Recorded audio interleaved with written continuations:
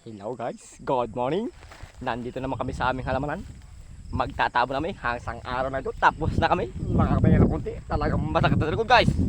Ayun, nag-import ko na pala yung aking bilas na si Kevin Durant. Saka yun, si Tio Andoy naroon sa dulo. Ayun. Ayun no. Kitang-kita nyo, ayun, naglalakad pa oh. Ayun guys.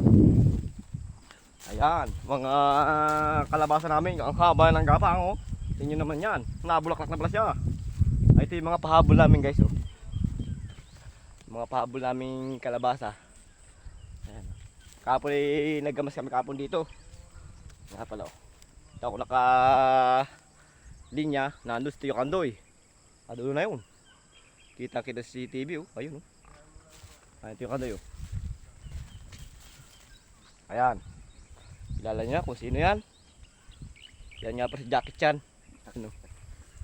Nandun yung aking dalawang katulong na si Bong Revilla. Ayun oh. Nakapula.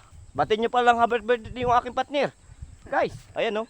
Nakapula. Nakapula. Ayan oh. Birthday nga pa nung aking partner.